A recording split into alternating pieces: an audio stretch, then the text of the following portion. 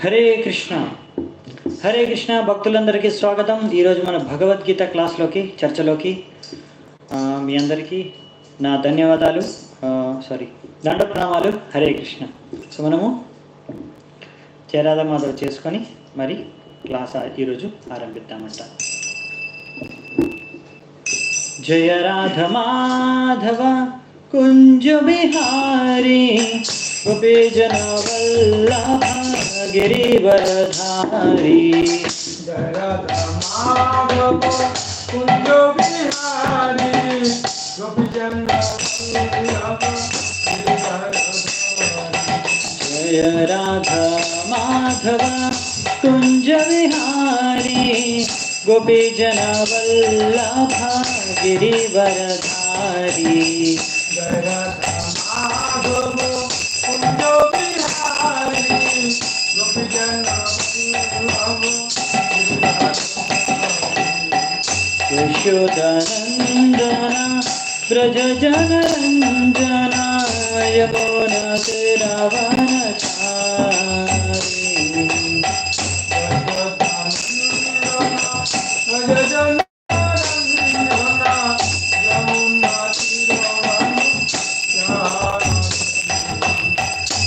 यशोदानंदना ब्रज जनरंजना यमुन तिरवनचारी.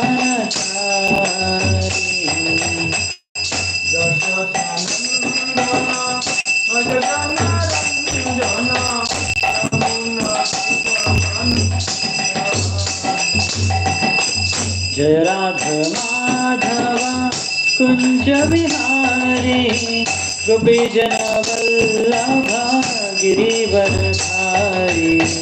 जय राधा माधव कुंज बिहारी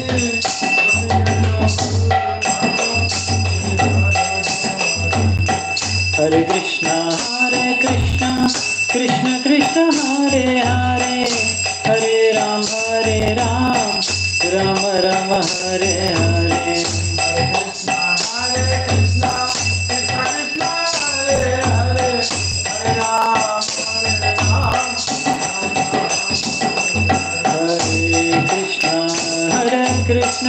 कृष्ण कृष्ण हरे हरे हरे राम राम राम हरे हरे.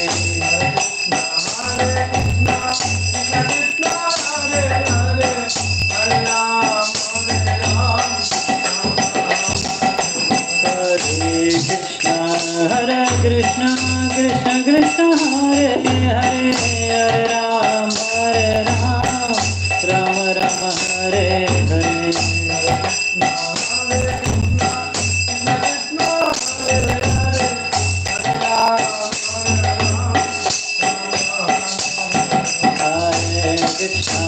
कृष्ण कृष्ण कृष्ण हरे हरे हरे राम राम राम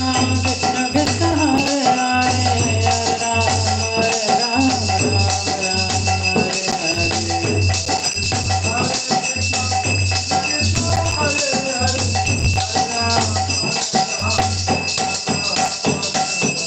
हरे कृष्ण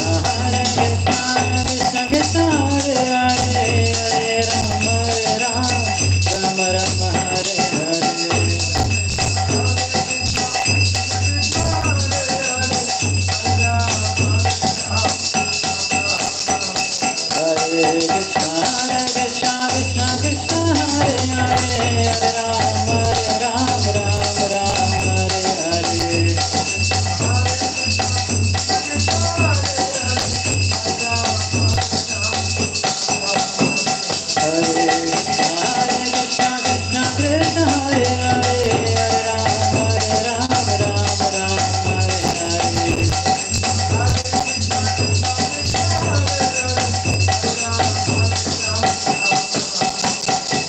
राधा माधव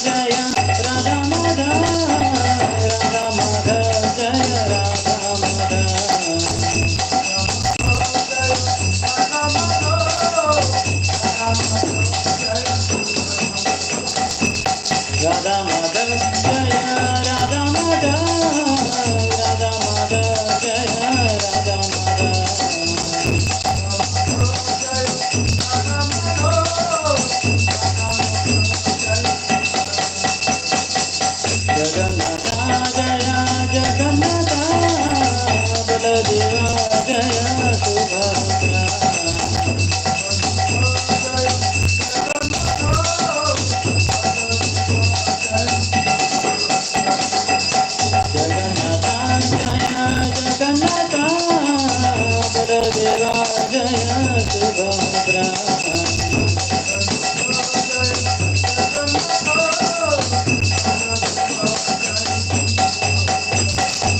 गौरनिताय जय गौरनिताय गौरनिताय जय गौरनिताय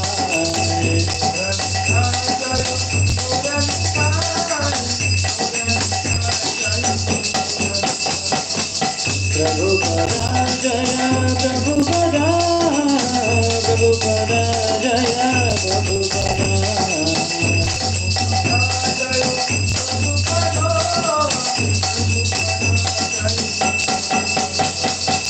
प्रभुपदा जय प्रभुपदा प्रभुपदा जय प्रभुपदा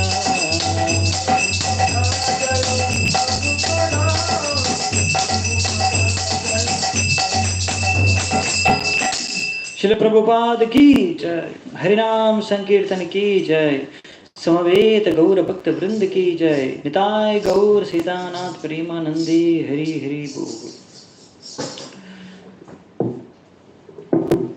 हरे कृष्ण।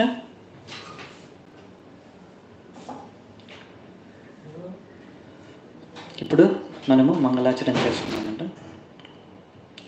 ఓం అజ్ఞానతిమిరంధస్య జ్ఞానాంజనాశలాకయా చక్షురున్మిలితం येन తస్మై శ్రీగురవే నమః. శ్రీచైతన్యమనోభీష్టం స్థాపితం येन భూతలే స్వయం రూపः కదా మह्यं దదాతి స్వపదాంతికం.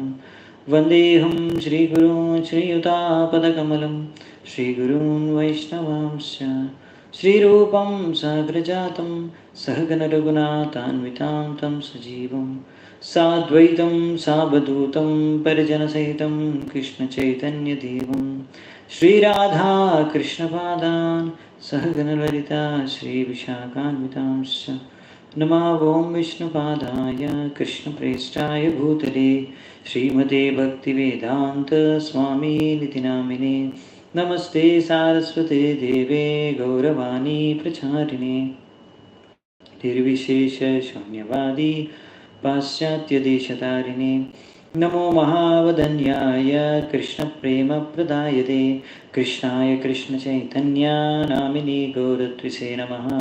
हे कृष्णा करुणा सिन्धु दीनबन्धु जगत्पते गोपेश गोपिका कान्ता राधा कान्त नमोऽस्तुते.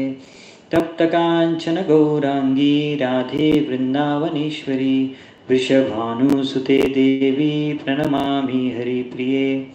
नीलाचलनिवासाय नित्याय परमात्मने बलभद्रसुभद्राभ्यां जगन्नाथाय ते नमः.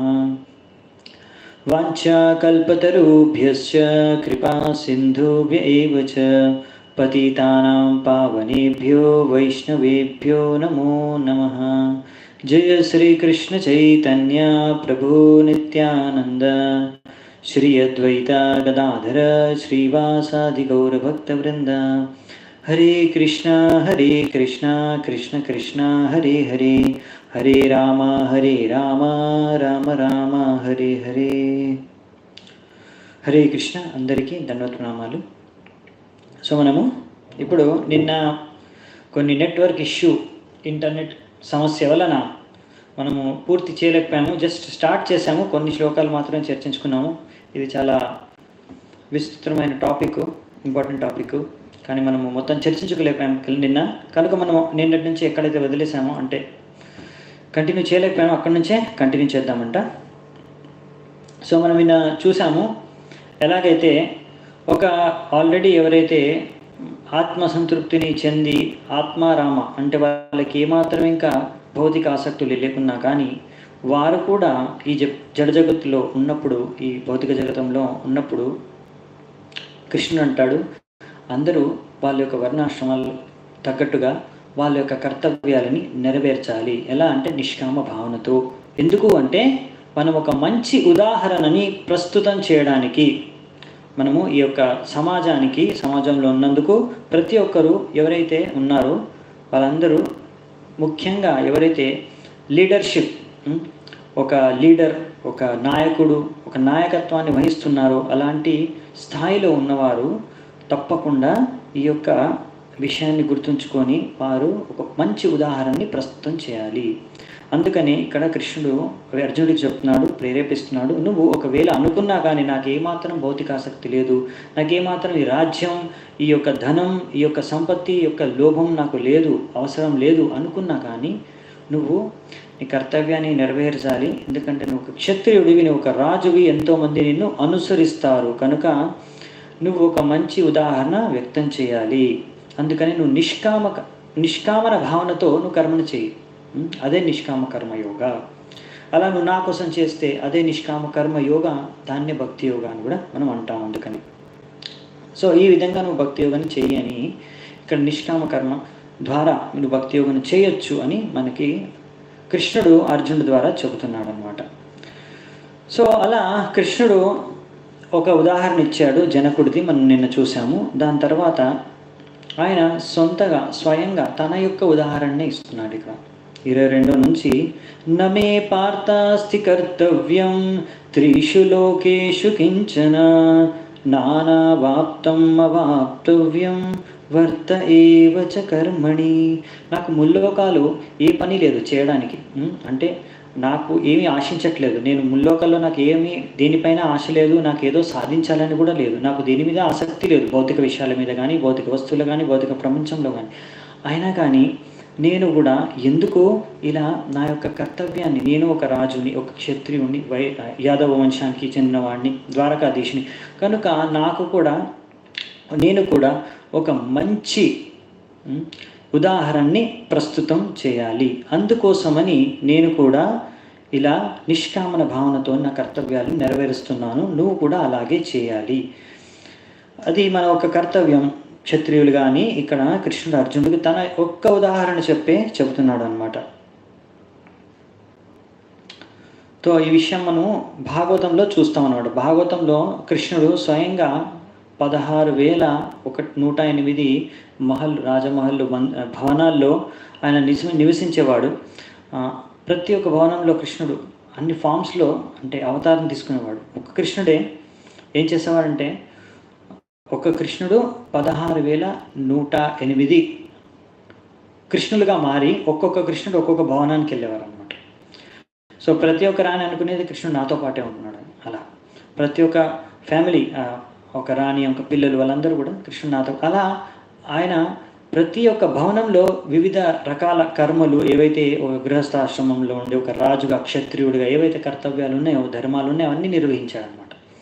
మళ్ళీ పొద్దున ఎప్పుడైతే సుదర్శన అసెంబ్లీ హాల్ ఎప్పుడైతే వెళ్ళాల్సి వచ్చేదో అప్పుడు అన్ని కృష్ణులందరూ ఒక్క కృష్ణుడయ్యి వెళ్ళిపోయారు అనమాట. సో కృష్ణుడు భగవంతుడు కాబట్టి ఇవన్నీ చేయడం సాధ్యం. అదే మనకి ఇక్కడ చెప్తున్నారనమాట. కృష్ణుడు గురించి మన ప్రభుపాదుల వారు కూడా చెప్తారు. నెక్స్ట్ అదే అనమాట మెల్లగా. సో 23వ శ్లోకం చూసుకొని 24వ శ్లోకం చూద్దాం. యది హి అహం న వర్తేయం జాతు కర్మణ్యతంద్రితః మమ వర్త్మానువర్తంతే మనుష్యాః పార్థ సర్వశః. ఒకవేళ నేను నా కర్తవ్యాన్ని నెరవేర్చకపోతే మనుషులందరూ నన్ను అనుసరించి వాళ్ళు కూడా వాళ్ళ యొక్క ధర్మాల్ని, కర్తవ్యాల్ని నెరవేర్చరు. అందుకని దీనివల్ల చాలా ప్రాబ్లమ్స్ వస్తాయి. అవేంటి అనేది కూడా చెప్తున్నారు అన్నమాట ఇక్కడ 24వ శ్లోకంలో. దీన్ని కూడా చూసుకొని ఒకేసారి చర్చించుకుందాం, ఒకటే కాన్సెప్ట్ కాబట్టి. 20 నుంచి 24 వరకు సెట్టింగ్ రైట్ ఎగ్జాంపుల్, మంచి ఉదాహరణ ప్రస్తుతం చేయడం ఎంత అవసరం అనే దాని గురించే చర్చిస్తున్నారు కృష్ణుడు. తన యొక్క ఉదాహరణ, జనకుడి యొక్క ఉదాహరణ తీసుకొని. ఉత్సిదేయురిమే లోకా న కుర్యాం కర్మ చేదహం సంకర్షయా చ కర్తాస్యాం ఉపహన్యామి మా ప్రజా. సో ఇక్కడ ఏమంటున్నాడంటే, ఒకవేళ నేను గనక నా కర్తవ్యాలను చేయకపోతే, నెరవేర్చకపోతే అప్పుడు 3 లోకాల్లో ఎన్నో రకమైన అపార్థాలు, అంటే అల్లకల్లోలం జరిగిపోతుంది. అంటే ఎన్నో విషయాలు నశించిపోతాయి. అంటే ప్రజలు, దేవతలు కూడా ఎక్కడ ఉన్నా కానీ ఎవరైతే నన్ను అనుసరిస్తారో వాళ్ళందరూ కూడా వాళ్ళ యొక్క ధర్మాల్ని నెరవేర్చారు. దానివల్ల ఎన్నో సమస్యలు ఉత్పన్నమవుతాయి. ఒకటి ఏంటంటే సంకరస్య అంటే అదే వర్ణ సంకరం. ఏదైతే దేని గురించి అయితే అర్జునుడు ఆలోచించి బెంగపడ్డాడో, అంటే దాని గురించి ఎంతో ఆలోచించి చెప్పాడు కృష్ణుడికి, నేను ఇలా యుద్ధం చేస్తే వర్ణ సంకర ఉత్పన్నమవుతుంది అని. ఇక్కడ కృష్ణుడు అంటాడు, ఒకవేళ మనం మన కర్తవ్యాలను చెయ్యకపోతే అప్పుడు వర్ణ సంకర ఉత్పన్నమవుతుంది. అంటే ఒక విధంగా చెప్పాలంటే మళ్ళీ ఆ ఒక్క ప్రశ్న ఏదైతే 4వ ప్రశ్న ఉందేనో అర్జునుడిది, దానికి ఇంకో రకంగా అంటే ఇంకో యాంగిల్లో మనకి ఇక్కడ ఇంకో కోణం నుంచి కృష్ణుడు అర్జునుడికి చెబుతున్నాడు అనమాట. కనుక నువ్వు అనుకుంటావేమో ఇలా నీ కర్తవ్యాలను వదిలేస్తే బాగుంటుందని, కానీ నువ్వు కర్తవ్యాన్ని వదిలేస్తే, నువ్వు యుద్ధం చేయకపోతే అప్పుడు వర్ణ సంకర అనేది ఉద్భవిస్తుంది. ఎందుకంటే జనాలు అంటే ప్రజలు, సామాన్య ప్రజలు వాళ్ళు ఎవ్వరూ ఇంకా వాళ్ళ యొక్క కర్తవ్యాలను ధర్మాలని పాటించరు. ఎందుకంటే మన రాజే పాటించట్లేదు కదా, అందుకని. కనుక అప్పుడు ఒక సమాజంలో శాంతి, భద్రత ఇవన్నీ కోల్పోతుందంట. సమాజం అశాంతికి గురవుతుంది. అందుకనే కృష్ణ అంటున్నాడు, ఇవన్నీ పనులకి మనం కారకులు కాకూడదు, అందుకనే మనం మన యొక్క కర్తవ్యాన్ని చేయాలి అని. సో అలాగని మనం ఇప్పుడు నేర్చుకోవాల్సింది ఏంటనేది ఇక్కడ మనకి ప్రభుపాదుల వారు చెప్తున్నారు మన తాత్పర్యంలో. మనం అనుకోవచ్చు, అరే కృష్ణుడు చేసిన అన్ని పనులు మనం చేయొచ్చు, కానీ మనం చేయలేము. కృష్ణుడు చెప్పాను కదా, ఆయన పూర్ణ పురుషోత్తం భగవానుడు, ఆయన భగవంతుడు కాబట్టి ఆయన ఎన్నో రకాల లీలలు చేయగలడు. ఆయనకున్న శక్తి మనకు లేదు. ఇప్పుడు కృష్ణుడు గోవర్ధన లీలని పర్వతాన్ని ఎత్తాడు. గోవర్ధన పర్వతాన్ని ఆయన ఒక చిటికెన వేలుతో, ఎడమ చేతి చిటికెన వేలుతో 7 రోజుల వరకు ఆయన ఇలా ఎత్తి నించుకున్నాడు. అంత సామర్థ్యం ఉంది, ఆయన శక్తి ఉంది భగవంతుడు. మనం అలా చేయగలమా? ఎవరైనా చేయలేము. అలా మనం అందుకని భగవంతుడి యొక్క చేసిన ప్రతి లీలని మనము ఇమిటేట్, అలాగే ఎలా అచ్చుగా అలాగే మనము ఇమిటేట్ చేయకూడదు అనమాట. మనము అనుకరించకూడదు. ఎలాగంటే అలాంటి కార్యాన్ని అలాగే చేయకూడదు. అది మనం చేయలేము కూడా. కానీ కొంతమంది ఏం చేస్తారంటే, ఇప్పుడు భగవంతుడి యొక్క రాసలీల ఉంది. ఆ రాసలీలని, భగవంతుడు కృష్ణుడు రాసలీల చేశాడు కదా, నేను కూడా రాసలీల చేస్తానని కొంతమంది బాబాజీలు, స్వామిలు వారు నేనే కృష్ణుడిని, నా కృష్ణుడు అవతారాన్ని నేనే అనేసి ఎంతోమంది అమాయకుల స్త్రీలతోని వాళ్ళని మోసం చేసి వాళ్ళతో రాసలీల చేస్తుంటారు అనమాట. అందుకనే ఇలాంటి దొంగ బాబాజీలను నమ్మకూడదు అనమాట. సో మనం ఆలోచించుకోవాలి, ఇలా ఎవరు చేయలేరు. కృష్ణుడు చేసింది వేరు, కృష్ణుడు భగవంతుడు, ఆయన చేసింది రాసలీల, అది ఆధ్యాత్మికం. అది అర్థం చేసుకోవడానికి మనం శుద్ధ భక్తిలో ఎప్పుడైతే శుద్ధ భక్తులు ఉన్నత స్థాయికి చేరుకుంటామో అప్పుడు ఆ రాసలీలను మనం అర్థం చేసుకోగలం. ఇంకా దాన్ని నకలు చేయడం అంటే దాన్ని రిపీట్ చేయడం, దానిలాగానే ఇమిటేట్ చేయడం అనేది కరెక్ట్ కాదనమాట. ఎందుకంటే అది ఆధ్యాత్మిక స్థలంలో ఉంటుంది అనమాట. కృష్ణుడి యొక్క శరీరం మనలాగా, మన శరీరం ఏంటంటే, మన శరీరము ఈ చర్మము, ఈ యొక్క ఎముకలు, ఇంకా రక్తము, మాంసము, ఇలాంటి అన్ని విషయాలతో, అన్ని పదార్థాలతో కూడుకొని, పంచమహాభూతాలతో కూడుకొని మన యొక్క శరీరం, మన స్థూల శరీరం తయారవుతుంది. అవును. సో కానీ భగవంతుడి యొక్క శరీరం మనలాగా రక్తము అంటే మనలాంటి పదార్థాలు ఉండదు. భగవంతుడి శరీరం వచ్చేసి సచ్చిదానంద విగ్రహం అనేది చిన్మయం, అంటే ఆధ్యాత్మిక శరీరం. అది మనలాగా ఈ యొక్క 8 పదార్థాలు ఏవైతే భౌతిక పదార్థాలు ఉన్నాయో వాటితో నిర్మాణమైంది కాదనమాట. సో మనము ఈ భౌతిక జగత్తులో అనుభవించే సుఖాలన్నీ, ఏ భౌతిక సుఖాలు ఉన్నాయో అవన్నీ శరీరం ద్వారా కదండి అనుభవించేది. ఇంద్రియాలు ఈ శరీరం ద్వారా, అవయవాల ద్వారా. కానీ ఇవన్నీ ఏంటంటే భౌతిక పదార్థాలతోని, పంచమహాభూతాలతో తయారైనవి. కానీ కృష్ణుడు అలా కాదే. సో మరి కృష్ణుడి యొక్క లీలను మీరు అర్థం చేసుకోవాలంటే మీరు కూడా ఆధ్యాత్మిక స్థాయికి, చిన్మయ స్థాయికి ఎదగాలన్నమాట. అప్పుడే మనం అది అర్థం చేసుకోవడం. అందుకనే ఒకసారి ఒక శిష్యుడు ప్రభుపాదుల వారిని అడిగారు అనమాట. శీల ప్రభుపాదుల గారు, మాకు రాధాకృష్ణ లీలలు అవి చెప్పండి కొద్దిగా. అప్పుడు శీల ప్రభుపాదులు అన్నారు, మీకు రాధాకృష్ణ లీల అర్థం చేసుకోవాలంటే మీరు వెళ్ళి బుక్ వితరణ చేయండి, బుక్ డిస్ట్రిబ్యూషన్ చేయండి, అప్పుడు మీకు అర్థమవుతుంది. అంటే మన స్థాయి ఏంటంటే మనం ఇంకా భౌతిక స్థాయిలో ఉన్నాం. అలాంటి ఉన్నత విషయాలు మనం అర్థం చేసుకోలేము. దానికి ఎందుకంటే మన యొక్క ఇంకా మన దగ్గర అనర్థాలు ఉన్నాయి. మన యొక్క ఎన్ని అనర్థాలు అంటే కామవాసనతో నిండి ఉన్నాం. మనం ఏమనుకుంటాము, కృష్ణుడు రాసలీల అది కూడా ఒక బాయ్ ఫ్రెండ్, గర్ల్ ఫ్రెండ్, లేకపోతే ఒక లవర్స్ ఎలాగైతే సినిమాల్లో చూస్తారో హీరో హీరోయిన్లు పాడుకుంటారు అలా ఏమో అనుకుంటాం. అలాంటి డ్యాన్స్ ఏమో, అలాంటి రాసలీల కూడా అలాంటిదేనేమో అనుకుని మనం ఊహించుకుంటాం. అంతకన్నా ఎక్కువ మనకు అర్థం చేసుకోలేము. ఎందుకంటే మనం ఆ స్థాయిలో లేము కనుక.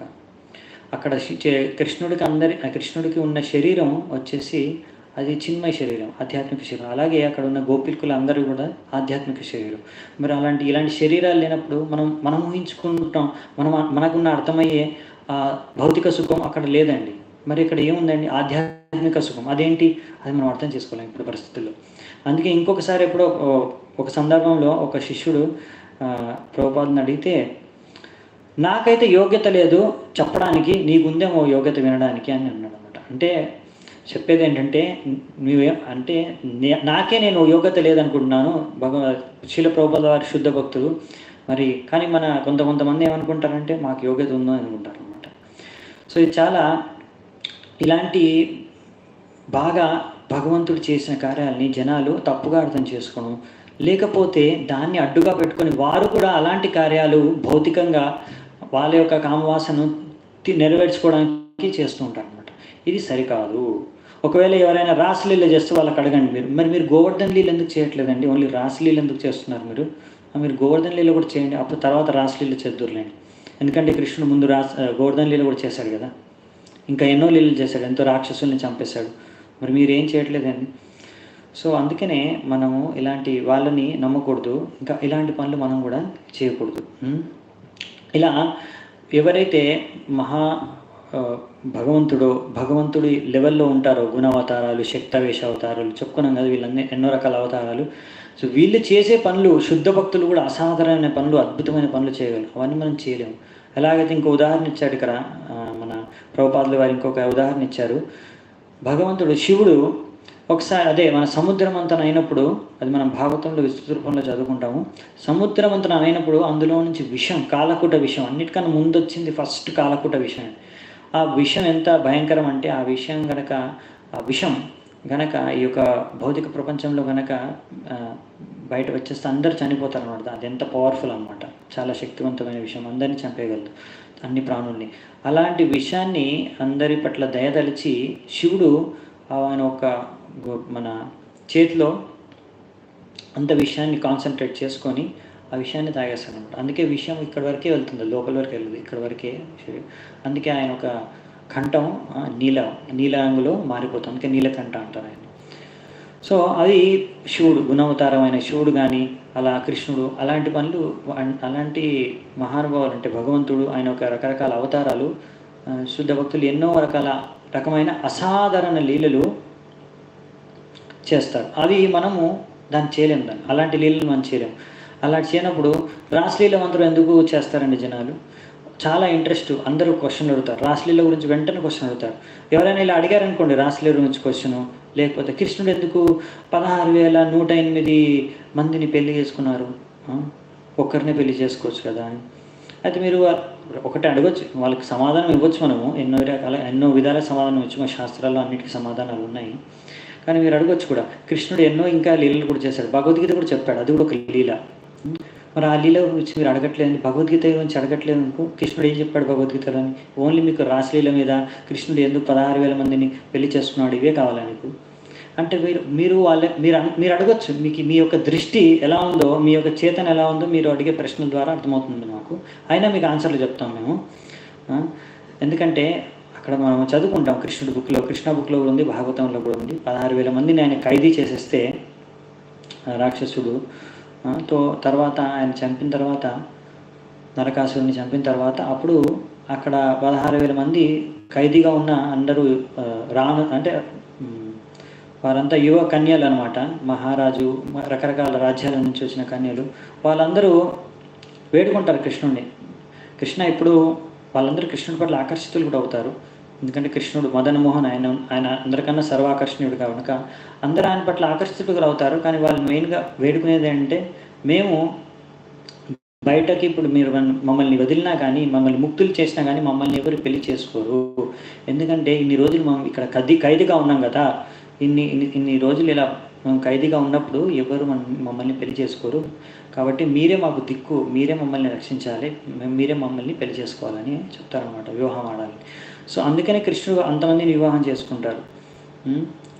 మళ్ళీ కృష్ణుడు ప్రతి ఒక్క రాణికి ఒక్కొక్క మహల్, ఒక్కొక్క భవనం కట్టిస్తారండి. వజ్రవైడూర్యాలు, ఇంకా ఎన్నో బంగారం, వెండితో అన్నీ భవనాలు, అందులో ఉన్న సదుపాయాలన్నీ కలిగిస్తారనమాట.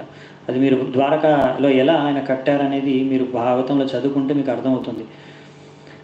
మరి కృష్ణుడు చెప్పుకున్నాం కదా, 16,108 అవతారాలుగా ఎక్స్పాండ్ అయ్యి ఒక్కొక్క భవనానికి వెళ్తారు. మరి మీరు చేయగలరా అలా?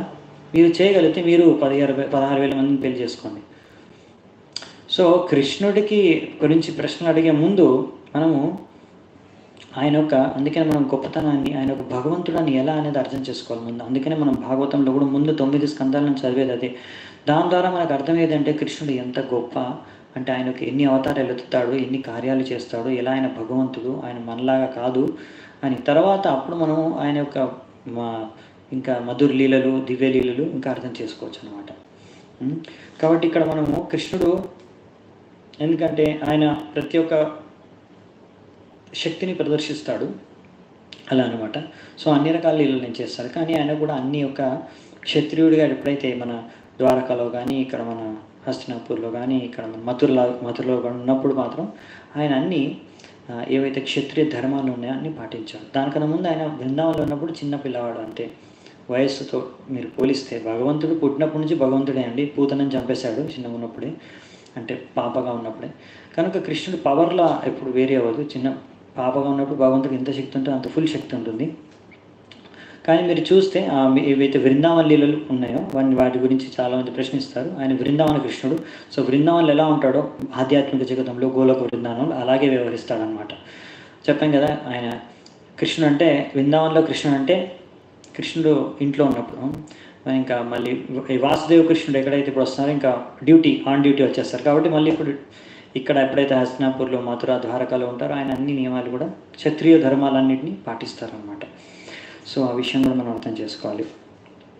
సో నెక్స్ట్ మనము ఇలా అంటే భగవంతుడు ఇవన్నీ నియమాలు, ఈ యొక్క ఏవైతే సృష్టిలో ఏవైతే నిర్మించాడో అవన్నీ భగవంతుడు నియమాలు భగవంతుడు తయారు చేశాడు మన కోసం. అలాగే ఇది ఒక జైలు చెప్పాం కదా, ఈ జైల్లో ఆ ఖైదీలకండి రూల్స్ ఉండేవి, ఆ జైలర్కి కాదు. అప్పుడప్పుడు జైలర్ కూడా వస్తుంటారు, పోలీస్ ఇన్స్పెక్టర్ కూడా వస్తుంటారు, అక్కడ ప్రైమ్ మినిస్టర్ కూడా విజిట్ చేయొచ్చు జైలుకి, కారాగారానికి చూడడానికి వస్తారేమో ఏదో పని మీద. కానీ వాళ్ళన్నీ ఒక ఖైదీలకి తగిలి అంటే ఉండాల్సిన నియమాలన్నీ వాళ్ళు పాటించాల్సిన అవసరం లేదండి. మన కృష్ణుడికి కూడా పాటించాల్సిన ఏమో అవసరం లేదు. అయినా కానీ ఒక మంచి ఉదాహరణ ప్రస్తుతం చేయడం కోసం, భగవంతుడైన కృష్ణుడు భగవంతుడైనా కానీ ఆయనకి ఏ అవసరం లేకున్నా కానీ ఆయన పాటిస్తున్నాడు. ఎందుకంటే ఇప్పుడు ఆయన మనుష్య రూపంలో వచ్చి ఒక రాజుగా వ్యవహరిస్తున్నాడు కనుక. అందుకనే ఇక్కడ కృష్ణుడు అర్జునుడికి ఇలా సందేశం చెప్తున్నాడు అనమాట. సో ఇది వచ్చేసి మనము 24 వరకు ఈ విషయాలు చర్చించుకుంటాము. ఇప్పుడు 25వ శ్లోకం నుంచి అండి, ఇక్కడ మనకు ముందుగా కర్మకాండ గురించి కూడా కొద్దిగా చెప్పారు. దాని తర్వాత కర్మయోగ, నిష్కామ కర్మయోగ గురించి చెప్పాడు. ఇప్పుడు స్పెసిఫిక్గా మనం ఇంతసేపు చర్చించుకుంది నిష్కామ భావనతో మీరు కర్మలు చేయండి, కర్తవ్యాన్ని నిర్వహించండి. అయితే మరి ఆ కర్మకాండి యొక్క వ్యక్తి ఎవరైతే కర్మకాండకి మరి కర్మయోగి అంటే నిష్కామ కర్మయోగి భేదం ఒక్క లైన్లో భేదం అంటే ఏంటంటే, కార్యాలు ఒకే రకంగా ఉండొచ్చు. చూడ్డానికి వీరు వారు ఇద్దరు ఒకే రకమైన కార్యాలు చేస్తుండొచ్చు, కార్యాల్లో ఏం చేంజ్ ఉండకపోవచ్చు. కానీ ఒకటేంటంటే కర్మకాండి వ్యక్తులు ఎవరంటే వాళ్ళ ఆసక్తి ఉంది, వాళ్ళకి ఫలాల మీద ఇంకా ఆసక్తి ఉందన్నమాట. ఆ ఫలాలు దక్కించుకోవడం కోసం, ఆ ఫలాలని ప్రాప్తించుకోవడం కోసం వాళ్ళు రిజల్ట్, దీనివల్ల మాకేం లాభం వస్తుంది అనే ఆ లాభం కోసం ఆశించి వాళ్ళు పనులు చేస్తున్నారు. ఎవరైతే నిష్కామ కర్మ భావంతో చేస్తున్నారో వారు భగవంతుడికి సంతోషపరచడానికి, భగవంతుడికి ఒక సేవగా, సమాజం అంటే భగవంతుడు చెప్పిన నిర్దేశానుసారంగా వారు ఏంటంటే ఆ కర్మలు వాళ్ళకి డ్యూటీ పరంగా చేస్తున్నారనమాట. ఇది మెయిన్ డిఫరెన్స్, భేదం అనేది. అలా బయట నుంచి కర్మలు చూస్తే ఒకేలా ఉంటాయి. చెప్పున్నాం కదా, అర్జునుడు యుద్ధం చేస్తున్నాడు, దుర్యోధనుడు యుద్ధం చేస్తున్నాడు, ఇద్దరు యుద్ధమే చేస్తున్నారు. కానీ ఇద్దరి యొక్క చేతన, వాళ్ళ యొక్క ఆశయం, వాళ్ళ యొక్క మన చింతన మొత్తం వేరన్నమాట. సో అందుకనే ఇక్కడ మనం ఇప్పుడు చూస్తాము, కృష్ణుడు ఈ 25వ శ్లోకం నుంచి 29 అంటే 5 శ్లోకాల్లో ఈ విషయాన్ని క్లియర్గా మనకు భేదాలని చూపిస్తారనమాట. ఈ యొక్క కర్మకాండ వ్యక్తి, పాటించుకునే వ్యక్తి, ఇంకొకరు ఈ నిష్కామ కర్మయోగి, అటాచ్డ్ అండ్ డిటాచ్డ్ వర్కర్. ఇద్దరు పనిచేస్తున్నారు, ఇద్దరు కార్యాలు నిర్వహిస్తున్నారు, కానీ ఇద్దరిలో భేదం ఏంటి అని. సో ఇంకా ఎలా ఒక వ్యక్తి ఎవరైతే నిష్కామన భావనతో కర్మలు చేస్తున్నారో అతను ఎలా వ్యవహరించాలి ఈ కర్మకాండి యొక్క వ్యక్తితోని, ఆ విషయాన్ని కూడా మనం చర్చించుకుంటాం. అది కూడా కృష్ణుడు ఇక్కడ మనకి చెబుతాడు. సో 25, 27, 28 ఈ 3 శ్లోకాలండి. 25, 27, 28 ఈ 3 శ్లోకాల్లో మనకి ఇద్దరి మధ్యలో భేదం చూపిస్తారు. కర్మకాండ వ్యక్తి, ఇంకొకరు కర్మయోగి. మళ్ళీ వచ్చేసి 26 ఇంకా 29 ఈ 2 శ్లోకాల్లో మాత్రం ఎలా ఒక నిష్కామ కర్మయోగి ఒక కర్మకాండి వ్యక్తితో ఎలా వ్యవహరించాలి అనే విషయాన్ని కూడా మనం ఇక్కడ తెలుసుకుంటాము. అది 26, 29. ఓకే, ఇప్పుడు మనం 25 నుంచి చూద్దామంట. సక్తాః కర్మణ్య విద్వాంసో యథా కుర్వంతి భారత కుర్యాద్ విద్వాంస్ తథా శక్తస్ చికీర్షుర్ లోక సంగ్రహం. సో 25వ శ్లోకం చెప్తున్నారన్నమాట. ఇక్కడ ఎలాగైతే ఒక వ్యక్తి అంత జ్ఞానం లేకపోయినా కానీ, నిష్కామ కర్మ భావన ఏమీ లేకున్నా కానీ, ఆయన ఒక కర్మకాండి అయినా కానీ ఆ ఒక్క ఫలాల్ని ఆశితి ఎలాగైతే ఆయన పనిచేస్తాడో, మరియు ఎవరైతే నిష్కామ భావనతోని వేరే వాళ్ళకు ఒక మంచి దారి, మంచి ఉదాహరణ చూపించడం కోసం ఎవరైతే పనిచేస్తారో వాళ్ళిద్దరికీ బయట నుంచి చూడడానికి ఒకేలాగా ఉంటుంది, కానీ ఆసక్తి అనేది ఒకరికి ఉంటుంది, ఇంకొకరికి ఆసక్తి అనేది లేదు ఫలాల మీద. ఇదే మెయిన్ భేదం అని మనం చర్చించుకున్నాం. అదే 25వ శ్లోకంలో కూడా ఉంది. ఇప్పుడు మనం 26, 29 చూసి తర్వాత 27 చూద్దాం, బాగుంటుంది. ఎందుకంటే ఒకే లైన్లో ఉంటాయి. లేకపోతే మనం 26 చూసి 29 చూసి కూడా 27, 28 చూడొచ్చు, లేకపోతే లైన్లో అయినా చూడొచ్చు, ప్రాబ్లం లేదు. లైన్గానే వెళ్దామండి, ఎందుకంటే ముందే చెప్పేశాను కదా ఏ శ్లోకాలు దేని గురించి అనేది, ప్రాబ్లం ఉండదు. సో 26 వచ్చేసి మీకు చెప్పాను కదా ఎలా మనం వ్యవహరించాలి అంటే, నిష్కామన భావనతో చేసేవారు మన వీరితో ఎవరైతే కర్మకాండి ఉన్నారో, ఆసక్తిలో ఫలాలని ఆశిస్తున్నారో వాళ్ళతో ఎలా వ్యవహరించాలని చెప్తుంది. చాలా ఇంపార్టెంట్ అండి, ఎందుకంటే మనం చెప్పుకున్నాం కదా నిష్కామన భావన అనేది కొంచెం హై లెవెల్ అని, ఇప్పుడు కర్మకాండ లో లెవెల్ అని. కానీ మనం ఎప్పుడైనా వాళ్ళని మరీ కించపరచకూడదు, అవహేళన చేయకూడదు. వాళ్ళతో ఎలా మెచ్యూర్గా, ఎలా బుద్ధితో విజ్ఞానంతో మనం వ్యవహరించాలో అది ఇక్కడ ఇస్తారనమాట. న బుద్ధిభేదం జనయేత్ అజ్ఞానం కర్మ సంగినాం జోషయేత్ సర్వకర్మాణి విద్వాన్ యుక్త సమాచరన్.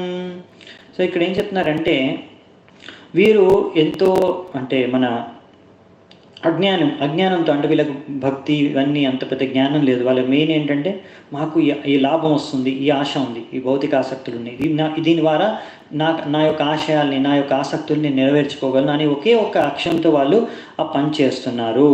కనుక వారిని మీరు వెళ్ళి డిస్టర్బ్ చేయొద్దండి ఎక్కువగా.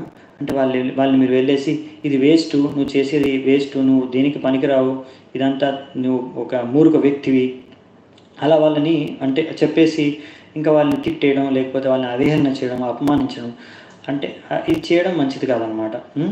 రాదర్ మనం ఏం చేయాలంటే, మనం మన నిష్కామన భావనతో చేసి వాళ్ళని ఎలాగైనా సరే మెల్లిమెల్లిగా మన దారిలో కంటే వాళ్ళ యొక్క చేతనని మెల్లిమెల్లిగా పైకి లేపాలన్నమాట. అది ఇక్కడ చెప్తున్నారు. Rather by working at the spirit of devotion he should engage them in all sorts of activities for the gradual development of Krishna consciousness. అంటే మనం వాళ్ళతో ఎలా వ్యవహరించాలంటే స్నేహపూర్వకంగా వ్యవహరించి మెల్లిమెల్లిగా వాళ్ళు అర్థం చేసుకోవాలి. మనం ఎలా వీడిని మనం ఎలా మెల్లిగా కృష్ణ భావనామృతంలోకి తీసుకురావచ్చు, లేకపోతే మెల్లిమెల్లిగా ఆయన యొక్క చేతనాన్ని ఇంప్రూవ్ చేయొచ్చు, బాగా చేయొచ్చు అనే విషయాన్ని మనం ఆలోచించి మెల్లిమెల్లిగా వాళ్ళకి మనం నచ్చ చెప్పాలన్నమాట, ఎంతో స్నేహంతో. ఇది చాలా ఇంపార్టెంట్. ఎందుకంటే వీరు ఎవరైతే ఉన్నారో 27, 28 శ్లోకాలు మనం ఇప్పుడు చూస్తాము, వీళ్ళ యొక్క భావన చేతన ఎలా ఉంటుందని దాన్ని అర్థం చేసుకోవాలి మనం. వాళ్ళ చేతనతో పనిచేస్తున్నారు. కానీ వాళ్ళు ఎలాగంటే, ఇప్పుడు ఒక 10th క్లాస్ అబ్బాయి ఉన్నాడు అనుకోండి, ఒక 4th క్లాస్ అబ్బాయి ఉన్నాడు స్కూల్లో, వాడి దగ్గరికి వెళ్ళి నీకేం రాదు, నువ్వు దద్దమ్మువి, నువ్వు వేస్ట్, నేనే తెలివైన వాడిని, నేను చేసేదే గొప్ప, నాకెన్నో తెలుసు అంటే ఎలా ఉంటుంది? బాగుండదు కదా, అది మంచి వ్యవహారం కాదు. అలా కాకుండా వాడికి మనం నేర్పించామనుకోండి, ఇంకా కొంచెం జ్ఞానం ఇచ్చి ప్రేమతో వ్యవహరించామనుకోండి, వాడు మన మాట విని వాడు కూడా మెల్లిగా 10th క్లాస్కి మెల్లిమెల్లిగా రావచ్చు అనమాట. సో ఆ విధంగా మనం ఆలోచించాలి. ఇప్పుడు 24 అయిపోయింది కదా, 25 కూడా చర్చించుకున్నాము, 26 చర్చించుకున్నాము, 27 ఇప్పుడు. ఇది ఈ యొక్క వ్యక్తి యొక్క చేతన ఎలా ఉంటుంది, ఈ బాగా ఆసక్తితో పనిచేస్తాడు కదా ఫలాలను ఆశించి. ప్రకృతే క్రియమానాని గుణై కర్మాణి సర్వశః అహంకార విమూఢాత్మ కర్తాహం ఇది మన్యతే. 27వ శ్లోకం అండి, ఇది మనం చర్చించుకున్నాం. ఇది ఇంపార్టెంట్ శ్లోకం, మీరు కావాలంటే నోట్ చేసుకోవచ్చు. ఇది వినే ఉంటారు ఇలాంటి శ్లోకాన్ని కూడా. మెయిన్ వీళ్ళు ఏమనుకుంటారంటే అహం కర్త, నేనే కర్త. అహంకారం అంటే ఏం లేదండి, నేనే కర్త, నేనే సాధిస్తున్నాను, నా యొక్క స్వయం కృషి, నా యొక్క తెలివితేటలు, నా యొక్క శక్తి, నా యొక్క సామర్థ్యం వల్లనే ఇది సంభవించింది, నేను ఈ ఫలాన్ని.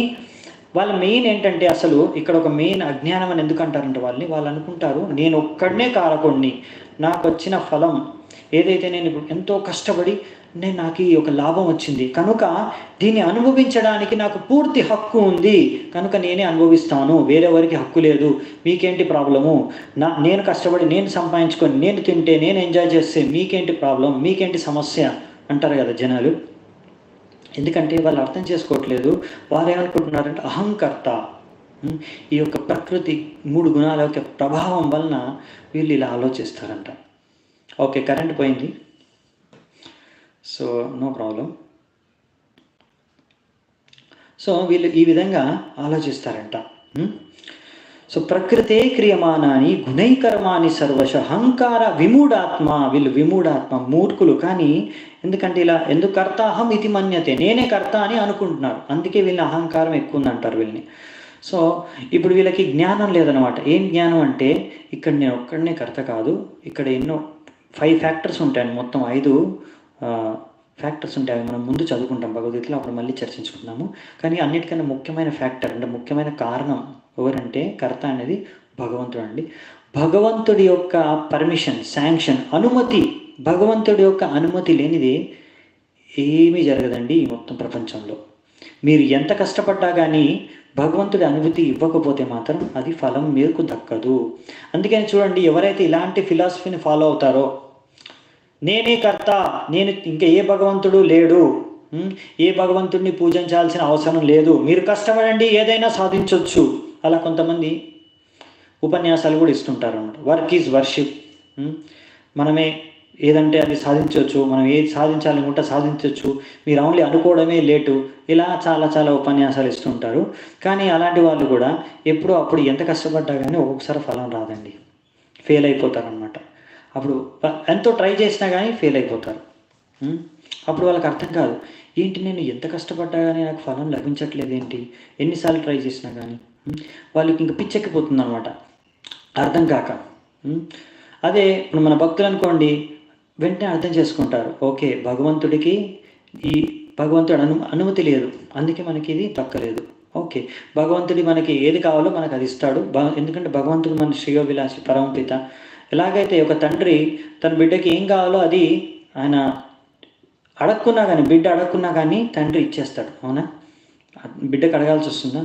ఆయన యొక్క సంతానానికి అంటే బాబు కానీ పాప కానీ బిడ్డకి అడగాల్సి వస్తుందా తండ్రి, నాకు అన్నం పెట్టు అని?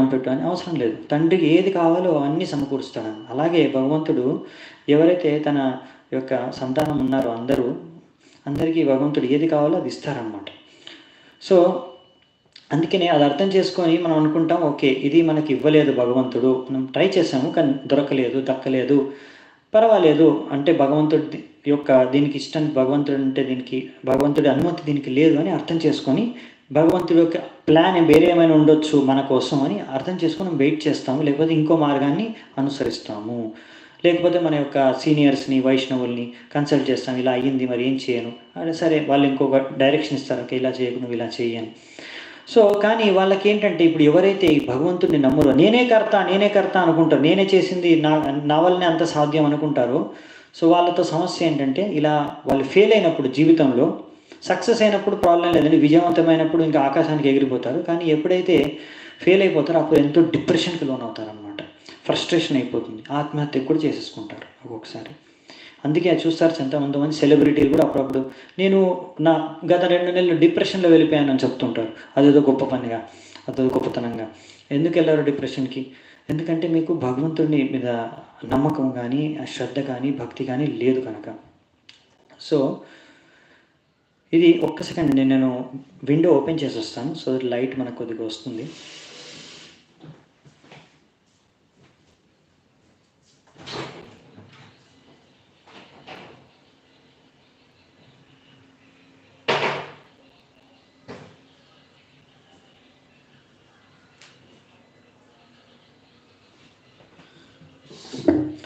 ఐ థింక్ ఇప్పుడు బెటర్. హరే కృష్ణ. సో ఈ విధంగా మనకు ఇక్కడ అర్థమయ్యేది ఏంటంటే, ఇక్కడ మనం అర్థం చేసుకునేది ఏంటంటే, ఇలా ఒకవేళ మనం అర్థం చేసుకుంటే భగవంతుడు ఉన్నాడు, ఆయన కూడా అసలైన కర్త. అంటే మనము కర్తే, 5 ఫ్యాక్టర్స్ అన్నాం కదా, అందులో ఒకవేళ మనం ఎంత కష్టపడ్డా కానీ భగవంతుడు అనుమతి లేకుంటే అవ్వదండి. కానీ భగవంతుడు అలా తలుచుకుంటే మాత్రం, కరెంట్ వచ్చేసింది, భగవంతుడు తలుచుకుంటే మాత్రం ఒకవేళ అది మనము తక్కువ కష్టపడ్డా కానీ సాధ్యమవ్వచ్చు. సో భగవంతుడి కృప అనేది చాలా మెయిన్ ఫ్యాక్టర్ అనమాట. ఆ విషయాన్ని వీళ్ళు అర్థం చేసుకోరు, నేనే కర్త అని అనుకుంటారు అనమాట. అందుకనే చాలా సమస్యలు అప్పుడప్పుడు వీళ్ళు ఎదుర్కొంటారు, వాళ్ళకి సమాధానాలు వాళ్ళకి జీవితంలో దొరకవు అనమాట. సో ఇలా ఇంకొక శ్లోకం కూడా వీళ్ళ గురించి ఉంది కదా, మనం ఇప్పుడు చూసిన 27 శ్లోకము. ఓకే, సో వీళ్ళ ఒక స్వభావం ఇంకో దాంట్లో కూడా చెప్పారనమాట. తత్వవిత్తు మహాబాహో గుణకర్మ విభాగయో గుణేషు వర్తంత ఇతి మత్వా న సజ్జతే. సో ఇలా ఎవరైతే మనకి భేదం చెప్తున్నారు కదా, మనం నిష్కామ కర్మ యోగులం కానీ భక్తి యోగి చేసేవాళ్ళు కానీ వాళ్ళకు తెలుసు అన్నమాట, ఇది భగవంతుడి గురించి వాళ్ళకు జ్ఞానం ఉంది. ఈ జ్ఞానం ఉంది వాళ్ళకి భగవంతుడి గురించి కనుక వారికి తెలుసు మనం ఎందుకు చేస్తున్నాము ఈ పని, భగవంతు సంతుష్టి కోసం అని తెలిసి వాళ్ళ యొక్క ఇంద్రియాల్ని ఇంద్రియతృప్తం అంటే ఇంద్రియాల్ని భోగించడానికి వాళ్ళు ప్రయత్నించరు.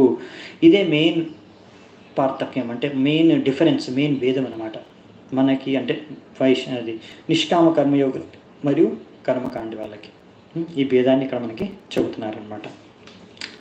అలాగే ఇంకొక విషయం కూడా చెప్తారు మనకి 29వ శ్లోకంలో. అదే చెప్పాం కదా, మళ్ళీ వీళ్ళతో ఎలా వ్యవహరించేది అనేది.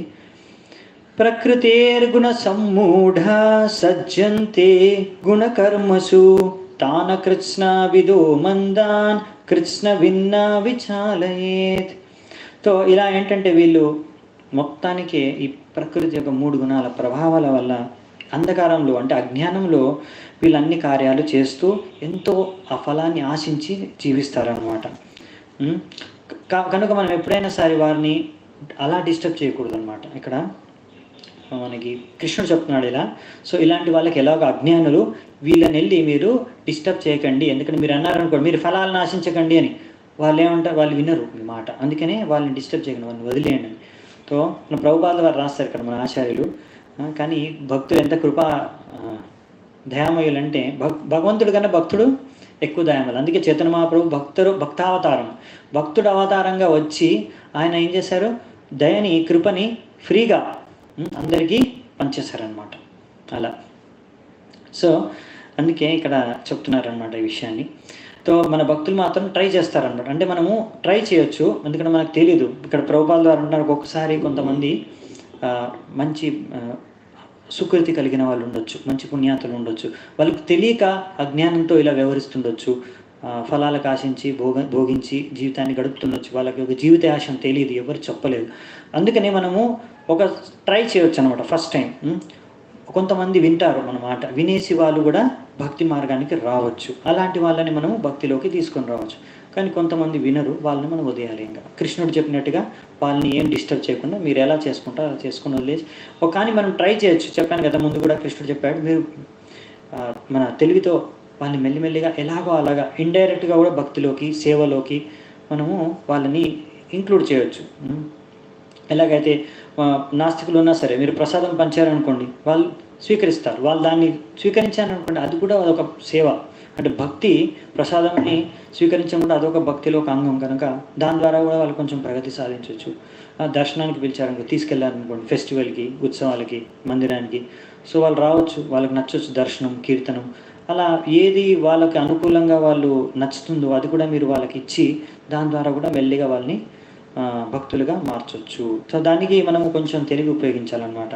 మనము బ్లంట్గా వెళ్ళేసి వాళ్ళని ఇలా తిట్టేసామనుకోండి, లేకపోతే ఇలా అపమానంగా మాట్లాడమనుకోండి, అవమానించే విధంగా, అప్పుడు వాళ్ళు మనకు వ్యతిరేకంగా వాళ్ళు పనిచేస్తారు, ఇంకా కృష్ణుడికి ఇంకా దూరంగా వెళ్ళిపోతారు అనమాట. అందుకే మనం ఎలా వ్యవహరించాలి అంటే, ఒక్క లైన్లో చెప్పాలంటే మన ఒక వ్యవహారం, మాటలు ఈ విధంగా ఉండాలి. దాని ద్వారా అతను కృష్ణుడికి దగ్గరగా రావాలి, ఇంకా కృష్ణుడి నుంచి దూరం వెళ్ళకూడదు. ఇంకా ఎందుకంటే ఆ కృష్ణుడి పట్ల, భగవంతుడి పట్ల ఇంకా వ్యతిరేక భావన అనేది ఆయన యొక్క హృదయంలో ఉండకూడదు, రాకూడదు మన వల్ల. ఇది చాలా ఇంపార్టెంట్ అనమాట. సో ఇక్కడ వరకు మనం ఈ విషయాన్ని చర్చించుకున్నాము. మెయిన్ డిఫరెన్స్ అదే, ఆసక్తి, వీళ్ళ అనాసక్తులు, కర్మకాండుల ఆసక్తులు. ఎందుకంటే వాళ్ళు అనుకుంటారు నేనే కర్త కాబట్టి నేను భోగించాలి, నేనే భోగిస్తాను అని. అదనమాట main difference.